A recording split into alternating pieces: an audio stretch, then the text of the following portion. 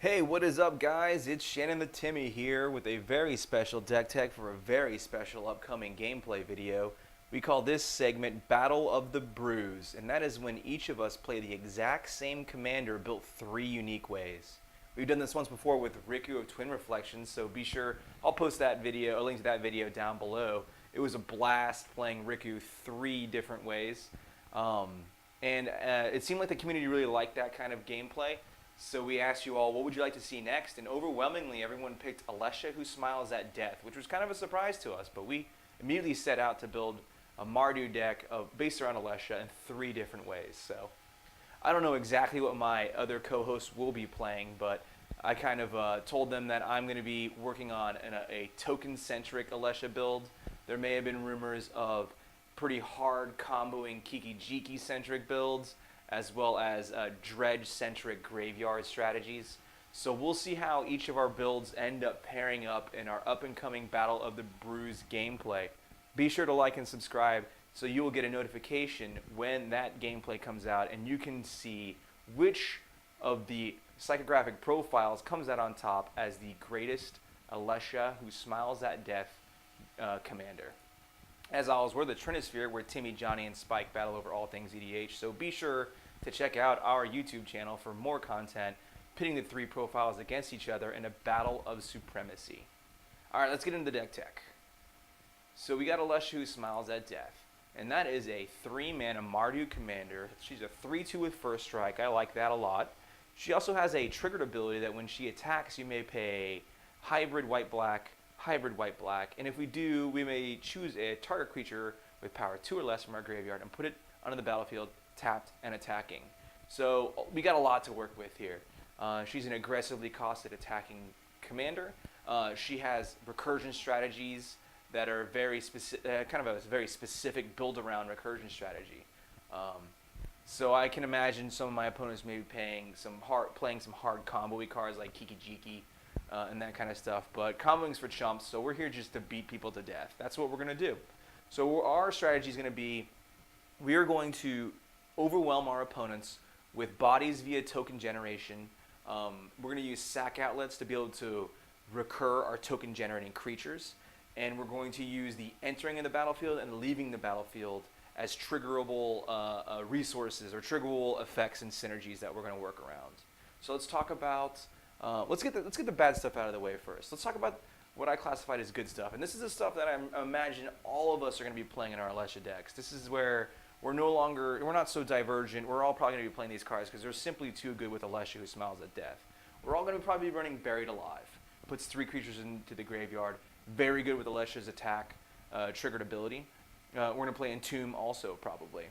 We're probably all going to be playing Grey Merchant of Asphodel, which is a 2/4, and it drains people equal to our Black Devotion. It's got 2 powers, so we're going to be able to recur this with Alesha. So he who casts the most Grey Merchants is probably going to win. We're going to play Karmic Guide, 2 power, 2/2 flying, protection from black. When it comes into play, it puts a creature from graveyard back into play. Such a powerful card, powerful reanimation effect. And then now recurable with Alesha. We're probably going to be playing Lightning Greaves. I'm not entirely sure my co-host will be playing this card, but I imagine if they're going to try to combo off and they need haste to do so, it's going to be in there. And they better bring it because I'm going to be bringing a lot of crazy spot removal.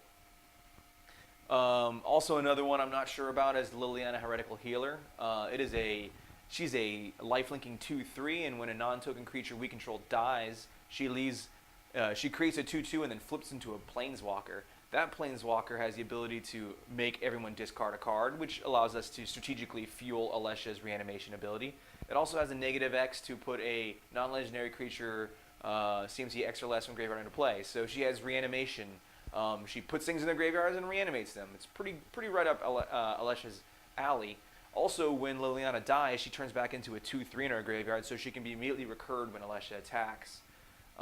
If my opponents, are going to be playing a lot of ETB triggers, possibly, they're probably going to be running Panharmonicon as well. And this just doubles the number of ETB triggers that we get out of our cards. So if they're just playing value ETB triggers, they're going to be getting double of those. For us, it's going to be doubling the number of tokens we create off of our token-generating creatures, as well as some of the other really good cards. For example, Ravenous Chupacabra, which is just murder on a stick. But with Panharmonicon, it becomes like Curtain's Call on a stick. I imagine all of my opponents would be running Ravenous Chupacabra because this is perfect for Alesha. And then Revelark is another really good card that works well with Alesha because it does a lot of what Alesha does. When it leaves the battlefield, it puts 2 creatures power 2 or less from graveyard back onto the battlefield. So getting 2 triggers as opposed to Alesha's 1 when it dies. So let's talk about what is our unique strategy, and that is going to be tokens, tokens, tokens. We are going to have ways to create tokens, we're going to have things that happen when we create tokens, and then we're going to have ways to use tokens as a resource. So let's talk about the way we create tokens. We're going to be using three of the most powerful cards I think for this deck are Angel of Invention, which is a 5 mana 2/1 flyer with Flying Vigilance and Lifelink.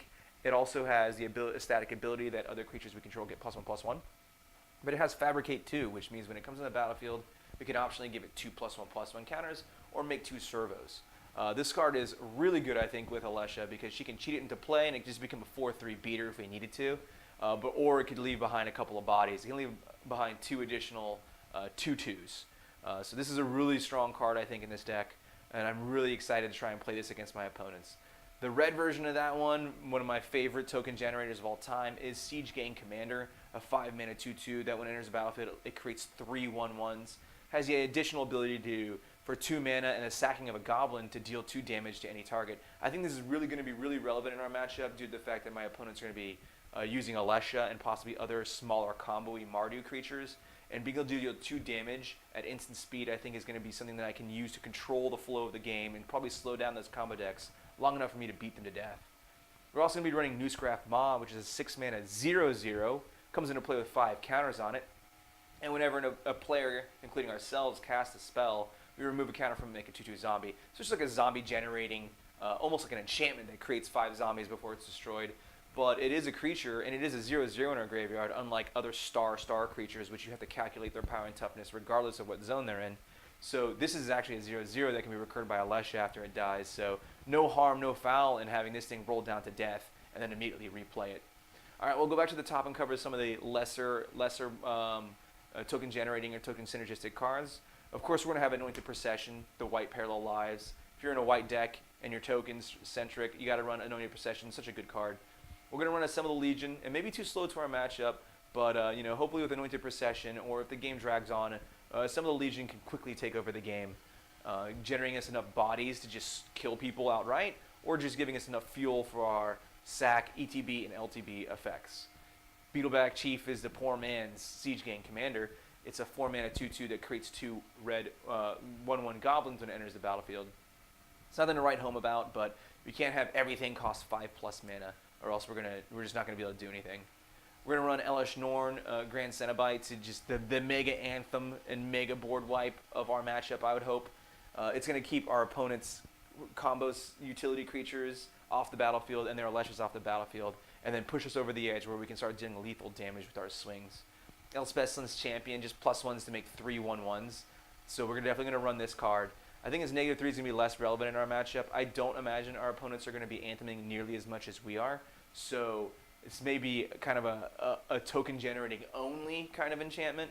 But if the situation arises where maybe one of my opponents decides Voltron is the way to go, we can use the -4 to blow up their Alesha and whatnot, even when it's equipped with Greaves. Fell into the Third Path has a 3 mana tap activated ability to put a token in the battlefield that's a copy of a creature from our graveyard. And it's an artifact in addition to its other types, and it gains haste, and then sack it at the end of turn. So this allows us to, I really love these cards for when we have ETB triggered effects. That way we get that value, the main core chunk of value out of that creature, regardless if it dies at end of turn. And this card just gets bonkers with Anointed Procession, because then it creates 2 copies of that creature. So if we get 2 Angels of Inventions, and they both choose, to create servos, we just generated 4 servos and 2 angels attacking, or Siege Gang Commander could be insane. We're going to run Hanwha Garrison, which when it attacks, it creates 2 1/1 human creatures tapped and attacking. This card is pretty good. I'm not sure how well it's going to fit into the Alesha mold, but I needed some lower to the ground token generators. It does not trigger when Alesha puts into play because it's already attacking. It did not trigger its attack. It did not see the attack trigger. And also, the opposing Alesha can chump block and kill this thing. So I don't know how good it's going to be. Let's hope that they end up turning their Aleshas sideways and leaving themselves open to our aggro attacks. Liliana's Death's Majesty is an excellent card for this deck. I think it's even better than Heretical Healer. On the plus, it creates a 2/2 zombie and then mills us for 2. So once again, it's creating bodies for us to use. It's creating ETB triggers and LTB triggers based on other effects. And then it's putting fuel in our graveyard for Alesha to target. Also, it has a -3 to put a creature from graveyard to the battlefield. It has zombie addition to its other types. So this could be if Alesha is not able to recur something, we can't do it during combat, they have a favorable block, or we need to get our Elesh Norn out. Liliana's Death Majesty is the go-to card for that kind of stuff. She also has a -7 that destroys all non-zombie creatures. It's probably not going to be relevant in our matchup, but it is there if we need it, if we're real far behind. We're going to use Mardu Ascendancy, which whenever a non-token creature we control attacks, we put a 1/1 Goblin tapped and attacking. So this is another way to create extra bodies and just swarm and overwhelm our opponents, and hopefully trigger some of our other effects. But also it has the additional ability to sack it and give our creatures +0/+3 in a turn, so we can get a situation where they can't block with they can't trade their Alesha with our Alesha if we're already far ahead and they know they're in trouble. They can't just simply block our Alesha with their Alesha, because we can use Mardu Ascendancy to make ours basically unkillable in that combat. But it does it to all of our creatures, so we can use this pretty effectively. Mog War Marshal is just like dragon fodder on a stick. It's a recurable dragon fodder with Alesha. It's nothing to write home about, but we can probably use this pretty early game, and then maybe if we really need to late game, get a couple more bodies on the battlefield. We talked about New Scrap, and then we have Pia and Kieran Nalar. So this is a 4-mana 2/2, and it creates 2 1/1 colorless Thopters. So it's similar to Beetle Bag Chief in its badness level, but it's also closer to Siege Gang in its goodness level because it has a 3-mana activated ability, 3 mana and sack an artifact to deal 2 damage to any target. So it has that almost the same effect Siege Gang does, with a little bit more mana and a little more kind of as restrictive. It can only sack artifacts, but I think this 2 damage triggered effect is going to be something that we're going to be able to use greatly to our effect to keep their combo pieces off the battlefield and their Alesha's dead. All right, so we talked about the ways we create all their creatures. Let's talk about what we're going to do with those creatures. So we're going to sack them a lot when we want to. We're going to sack them for mana with Ashnod's Altar. We're going to sack them for damage with Goblin Bombardment.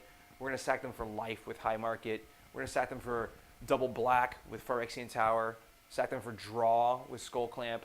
We're going to sack them to scry with Viscera Seer, and possibly sack them for combat damage with Yeheni Undying Partisan. So we can see there's a lot of different ways to use those bodies as a resource, and a lot of these ways are at instant speed. We want to do this at instant speed to trigger these enter the battlefield or leave the battlefield triggers, including Blood Artist, which drains our opponents for 1 whenever any creature dies. This card is also really good at stopping any combo that has to deal with sacking creatures infinitely. And then we also have Cathar's Crusade. So if we can create enter the battlefield triggers at instant speed, then Cathar's Crusade can pump our board significantly. So like if we can trigger, if we can attack with Alesha and put Siege Gang Commander in the battlefield, that creates 3 4/4 creatures, because those tokens end up coming with +3 +1/+1 counters, as well as a 5/5 Siege Gang Commander, as well as pumping Alesha by 4 counters as well. So it's, Cathar's Crusade is one of those cards that's going to be able to overwhelm our opponents really quickly if they can't either get it off the battlefield or keep us completely board wiped consistently, which I imagine is pretty tough against this deck. Grave Pact is one of those great effects to use. If we're able to sack at instant speed, it's going to be really hard for our opponents to combo off at this point. If they're using creatures to combo off in Mardu, which I think you do mostly in Mardu, they're going to have to be it's going to be very hard for them to play around Grave Pact if we can simply sack 3 things and board wipe them at instant speed while their infinite combo triggers are on the stack. Perforos, once again, another Cathar's Crusade, like bombs away. If we create enough bodies, people are just going to die. So with Siege Gang Commander, that does 8 damage to each opponent every time we cast this. This coupled with things like Grey Merchant of Asphodel, and I'll talk about Twilight Prophet later. These are non-combat methods to deal damage to our opponents, which will put them deep into the red zone where our attacks can easily kill them or just finish them off if they've kind of stabilized a little bit. And then we have Zulaport Cutthroat, which is a poor man's Blood Artist. It doesn't trigger when their creatures dies. It only triggers when ours die, but redundancy is good, and if we can get both these out, they're in trouble. All right, so I want to also talk a little bit about the Timmy special category, and these are cards that I really wanted to play with Alesha. They don't really match super well with the token strategy we're going for, but they're so hilarious I still had to play them anyways. We have the one-shot demon, Master of Cruelties, 5 mana 1/4 first strike death touch, can only attack alone, and then whenever Master of Cruelties attacks a player and it's not blocked, that player's life total becomes 1, and Master of Cruelties assigns no combat damage this turn. So if Alesha puts this into play, tapped and attacking against an opponent who's tapped out and can't block, when they say, sorry, can't block, womp womp, we say, wow, so your life total becomes 1 when you say no blocks. Then we go to damage, and then Alesha kills you. So this is just like a one-shot synergy with Master of Cruelties. I really hope I get this off in the match. It's going to be so funny. We've got Raving Dead, who's a much worse analogy to that kind of synergy. It's a 5 mana 2/6 Death Toucher. It must attack each combat and attacks opponents at random. And then if it deals combat damage to a player, it halves their life total. So not nearly as powerful as bringing their life total to 1. And it doesn't do it before Alesha deals damage, but it's still one of those things. It's a 2/6. They can't really block it with their Alesha. It has Death Touch. It's not going to be favorable for them to block it at all, ever. And also, the whole random attack effect is mitigated by the fact that we can put it into play tapped and attacking during combat. So we'll see if this card is nearly as good as Master of Cruelties. We also have Virtus of the Veiled, the 2 mana 1/1 Death Touch, kind of the same effect. If it deals combat damage to a player, it halves their life total. So these cards all can be recurred by Alesha during combat to make an Alesha attack very, very threatening to them. We're also going to run Tree of Perdition, which is a 0/13 defender that we can tap to exchange somebody's life total with it, bringing them down to 13. So if they're at 40, for whatever reason, still, we've failed at life pretty badly, we can put this to play and then untap it and exchange life totals with its toughness. So they go to 13 life, and this becomes a 0/40. Then we can just sack this thing, put it in our graveyard, and recur it again immediately during combat, so that on our next turn we can do it to somebody else. Keep them down at the 13 range, which is perfect for cards like Perforos and Grey Merchant to finish people off. We're also going to run Teferi's Protection. I don't know what our opponent's going to be up to disruption-wise, but we are a token-centric deck, so getting board wiped too many times is just going to be too back-breaking for us, so we need something to be able to survive board wipes, but also if they have an infinite combo that just does damage or something to our face, we can just say, peace out. We're gonna skip out of this turn and see if you can combo again next turn. So it has a little upside against some kind of infinite non-combat damage effect. All right, we have a few hate cards for our matchup because we know we're going to be playing in a triple Alesha match. We kind of all collectively agreed no Rest in Peace and no Leyline of the Void because it'll make for a really boring matchup. So we did settle on cards like Blind Obedience, specific to certain strategies. Containment Priest, really good at hosing. Alesha's in general. It exiles any non-token that was put into the battlefield without being cast. So if they trigger their Aleshas, we got to watch out for who has a Containment Priest out and when to play our Containment Priests, because it does affect us as well. And then there's Harsh Mentor, which can damage our opponents if they're trying to trigger something, infinitely. And Remorseful Cleric, which allows us to exile graveyards. So once again, we didn't want to run static graveyard hate, but activated graveyard hate is a little bit more interactive, so we can't just sit there and watch somebody combo off. We can have some way of disrupting them. So that's the meat of the deck. We can talk about the veggies. We've got our ramp, our draw, and our removal. We can talk about ramp real quick. It's pretty standard here. I mean, it's got signets, soul rings, talismans, commander sphere. The one notable card in here is Boreos Charger, which is a 2/1 flyer. When it leaves the battlefield, we can choose an opponent that has more lands than us, and then go search up that many planes to put in our hand, put one of them in the battlefield tapped. Notable here, it does say planes, not basic, so we can go get shocks and duels with Boreos Charger. Also notable here, it's a 2/1 flyer, so Alesha can recur it, and it has flying, so this may be a way to deal a little extra damage to our opponents, because I imagine flying is not going to be super common in our matchup. On to removal, a little more emphasis on exiling effects in this matchup because of the fact that all of us are graveyard centric. So we'll be running Anguished Unmaking as well as Duplicant, which is a 2/4 in our graveyard, and the Swords Plowshares, of course. We're also going to be running Rakdos Charm, which has a lot of upside in this matchup. We know we're going to have a lot of graveyards to target. Artifacts could be contingent on their combos that my opponents may be running. Also, if somebody does go infinite to make an infinite number of guys, it will be pretty hilarious to use the mode to deal 1 damage to them to kill them. Additionally, we're going to be running Wear and Tear as really good solid removal. And then one of my favorite cards that I've always wanted to run is Deathmatch. I've been trying to find a deck to run Deathmatch. This has got to be the one. So Deathmatch is a 4-mana enchantment that says, when a creature comes into play, its controller may have target creature get a -3 until end of turn.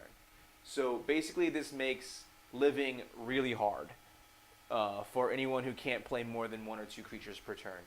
So we're going to use this as a way to create a very anti-creature environment on the battlefield, especially to our opponents, because we're simply going to be able to play more bodies than they are at any given time.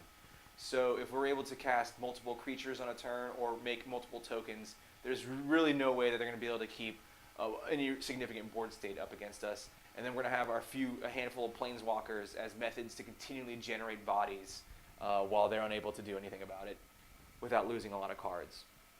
Go to our draw package. We're going to have Demonic Tutor.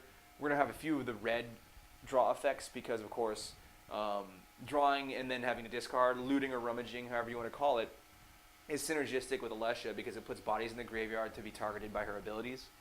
We're also going to run the 2 recruiters, Imperial and Recruiter of the Guard, because they can search out basically any really good creature in this deck.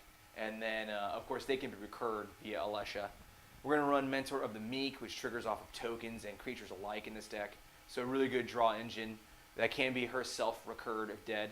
And then we have Painful Truths, which is debatably better or worse than Read the Bones. We're going to try it out. Converge is, I think, underappreciated. Well, maybe not underappreciated. Maybe more underutilized is the better word to say.